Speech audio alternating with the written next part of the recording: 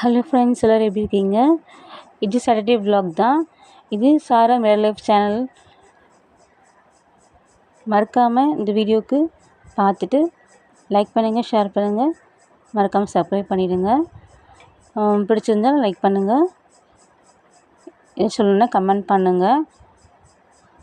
அன்றைக்கி சாட்டர்டே அதாவது last week date என்னென்னா 3 இல்லை 10 10ஆம் தேதியான vlog தான் இது. குழந்தைங்களுக்கு செகண்ட் சாட்டர்டே இருந்தாலும் ஸ்கூல் லீவ் விடலை. பெரியவனுக்கு ஹாஃப் டேவும் சின்னவனுக்கு ஃபுல் டேவும் வச்சுருந்தாங்க. ஸோ காலையில் எல்லா ஒர்க்கையும் முடிச்சுட்டு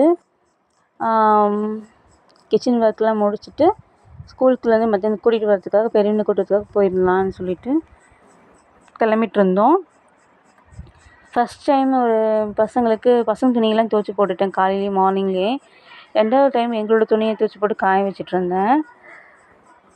வெயில் நல்லா அடிக்கிறதுனால மொத்த துணியும் துவைச்சி போட்டுடலாம். ஏன்னா எடுத்து வச்சாலே அது சேர்ந்துக்கிட்டே இருக்குது. துணி மட்டும் எப்படி சேருதுன்னு தெரியல. காசு பணம் சேருதோ இல்லையோ, நல்லா அழுகு துணி மட்டும் நல்லாவே சேருதுங்க.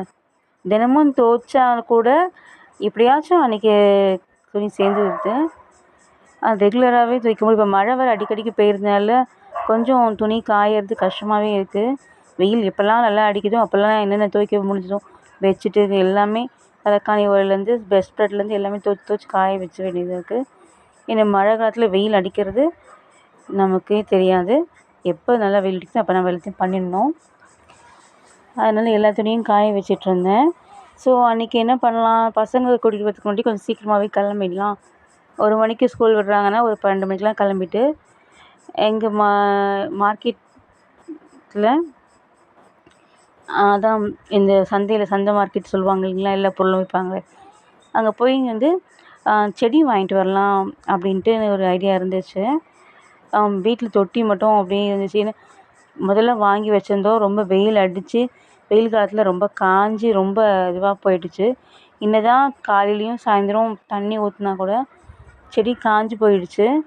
இலையெல்லாம் கொட்டி போய் வெறும் அதுக்கப்புறம் மறுபடியும் பூக்கவே செடி உதிர்க்கவே ஆரம்பிக்கலை. சரி, எல்லா செடியும் எடுத்து போட்டுட்டு மறுபடியும் புதுசாக செடி வாங்கலாம்.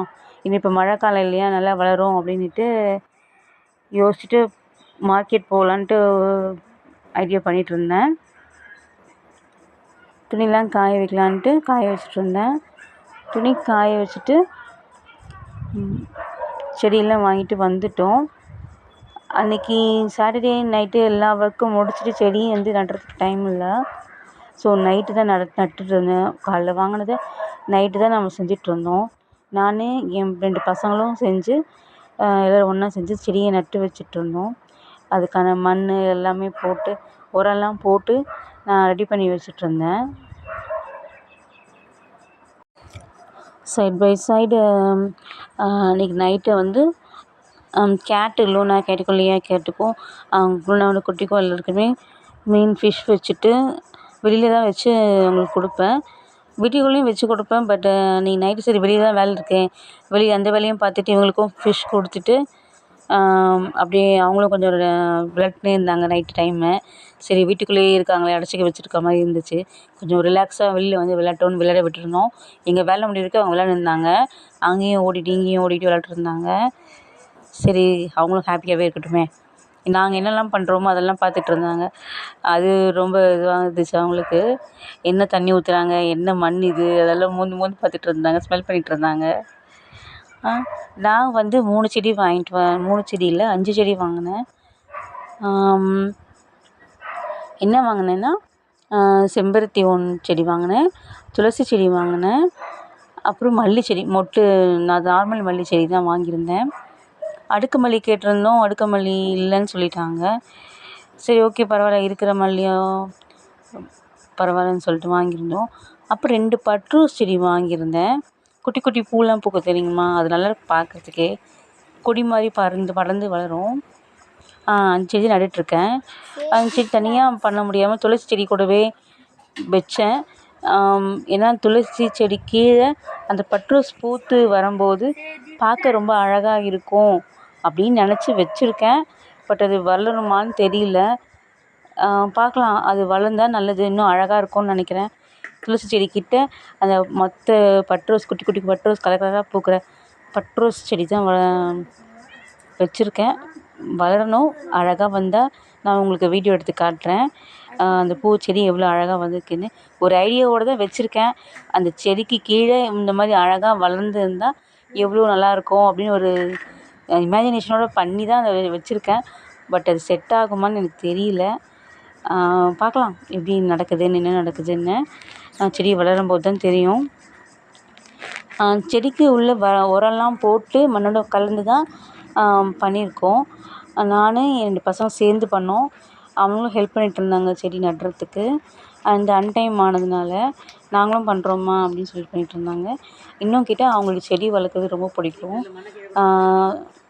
ஸோ அந்த வீடியோவில் வேறு சொல்லிட்டு இருந்தாங்க, சேவ் தி பிளானட்ஸ், எல்லோரும் அந்த பிளான்ட்ஸை சேவ் பண்ணுங்கள் அப்படின்னு சொல்லிட்டு இருந்தாங்க பசங்க. நான் அது வாய்ஸ் ஓவர் கொடுக்கறதுனால அது உங்களுக்கு கேட்காது. அதெல்லாம் சொல்லிகிட்டு இருந்தாங்க. நீங்கள் நல்லா பார்ப்பீங்க, அவங்க ரியாக்ஷன் கொடுக்கறது நல்லா பார்ப்பீங்க. என்னோடய பசங்களுக்கு நான் சொல்லிக் கொடுத்தது எல்லா ஜீவராசி, நம்ம செடி கொடிகள் எல்லாமே உயிருள்ளது. வாயில்லா ஜீவன் நம்ம மிருகங்களும் உயிருள்ளது தான். நம்மளை மாதிரி தான் அவங்களும். அவங்களுக்கு எந்த விதத்திலும் துன்புறுத்தக்கூடாதுன்னு சொல்லி தான் நான் வளர்த்துருக்கேன். அதனாலேயே இவங்க மோஸ்ட்லி நாய், பூனை இந்த மாதிரி வாயில்லா ஜீவனங்களை ரொம்ப கேரிங்காக பார்ப்பாங்க. செடி கொடிகளையும் கேரிங்காக பார்ப்பாங்க. அதுவும் ஒரு உயிருள்ள ஜீவன். அதுங்களுக்கு பேச வராது அப்படின்லாம் மட்டும் இல்லை, நம்ம பேசினா செடி கொடி கூட நம்மக்கிட்ட அன்பு காட்டும். ஸோ அதனால் செடியை கூட நம்ம துன்புறுத்தக்கூடாது, பிச்சு பிச்சு போடக்கூடாது, அந்த செடியை நாசம் பண்ணக்கூடாது, வாடாமல் வைக்கக்கூடாது. அதாவது வாடி போகிற அளவுக்கு அந்த செடியை வச்சுருக்கக்கூடாது. நல்லா மலர்ச்சியோடு பாதுகாப்பாக வச்சுருக்கணும் அப்படின்னு நான் சொல்லி தான் வளர்த்துருக்கேன். அதே மாதிரி தான் அவங்களும் இருப்பாங்க. எந்த விஷயத்தில் பசங்களுக்கு நம்ம சொல்கிற பேச்சு, படிக்கிற விஷயத்தில் இது பண்ணாலும், இந்த மாதிரி பொதுவான விஷயத்தில் ரொம்ப கேரிங்காக இருக்கிறதுனால, ரொம்ப பாசமாக இருக்கிறதுனால எனக்கு ரொம்ப பிடிச்சிருக்கு பசங்களை. அதை மட்டும் அவங்க மறக்கலை. அதுவே எனக்கு பெரிய சந்தோஷம். இரக்க குணம் இருந்தாலே, நமக்கு அன்பு காட்டுற இரக்க குணம் இருந்தாலே நம்ம நல்லா தான் இருப்போம். அடுத்தவங்களுக்கு எந்த கெடுதலும் செய்யக்கூடாதுன்னு அது நினப்பு இருந்தாலே நல்லாவே இருப்போம். கடவுள் நம்மளால தான் பார்த்துப்பாரு. எல்லோரும் பண்ணிகிட்டு இருந்தோமா, ஓரளவுக்கு முடிச்சாச்சு. லாஸ்ட் இது தான் மல்லிகைப்பூ செடி. நாங்கள் காட்டுறோம் உங்களுக்கு எப்படி நட்டு வச்சுருக்கோன்னு. பார்ப்போம், ட்ரை பண்ணுறோம். இந்த செடி வளருமான்னு. வளரலைன்னா அதுக்கு என்ன பண்ணணும்னு கொஞ்சம் சொல்லுங்கள். ரெகுலராக காலையிலையும் சாயந்தரமும் தண்ணி செடிக்கு ஊற்றிடுவோம். இதெல்லாம் எடுத்து வச்சுட்டு அந்த இடத்த க்ளீன் பண்ணி பெருக்கிட்டு தான் நாங்கள் நைட்டு படுக்கவே போயிருந்தோம். படுக்கிறதுக்கு முன்னாடி எப்படி இருந்தாலும் எங்களுக்கு 11:30 அப்படி 12 கிட்ட ஆகிடுச்சு. எல்லாருமே க்ளீன் பண்ணி வச்சுட்டு, கேட்ஸ் எல்லாமே உள்ளே தூக்கி வச்சுட்டு எல்லாருமே லைட்ஸ் ஆஃப் பண்ணிட்டு படுத்துட்டோம். இந்த செடி தான் இங்கே 3 தொட்டியில் தான் வச்சுருந்தேன். இந்த செடியும் இந்த தொட்டியுமே நான் ஆன்லைனில் தான் வாங்கியிருந்தேன். செடி வாங்குறதுக்கு முன்னாடி ஆன்லைனில் வாங்கி வெளியே மண்ணை கொட்டி வச்சுருந்ததுனால செடி கலரே மாறி போச்சு. நான் ஸ்டாண்டும் வாங்கியிருந்தேன். ஏன்னா அந்த தொட்டியோட தண்ணி வழிஞ்சு தளத்தில் இறங்கும்போது தளம் பாழாக போயிடும், தண்ணி உள்ளே இறங்கிடும், தளத்துக்கு இறங்கிடும் அப்படின்னு சொல்லியிருந்தாங்க. அதுக்காகவே தொட்டிக்கான ஸ்டாண்டு வாங்கி வச்சுருந்தேன். இது நைட்டு டைம் இருந்ததுன்னா உங்களுக்கு சரியாக தெரியாது. நான் பகலில் வீடியோ எடுத்து காட்டுறேன்.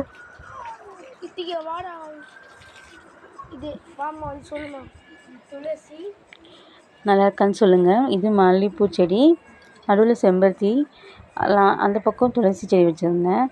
பட் அதுக்கப்புறம் என்ன பண்ணலாம், சரி நம்ம வெள்ளிக்கிழமை வரலட்சுமி நோன்பு அப்படி இருக்கிறதுனால அன்றைக்கி காலையில் எழுந்திரிச்சு நம்ம துளசி செடிக்கு வச்சு சாமி கும்பிட்லாம் அப்படின்ட்டு என்ன பண்ண சென்டராக வைக்கலான்னு நான் அப்புறமா சென்டரில் வச்சுட்டேன். சொல்லிட்டு இருந்தேன் நான் பசங்களுக்கு, என்னென்ன செடின்னு சொல்லுமா அப்படின்னு சொல்லிட்டு இருந்தானுங்க.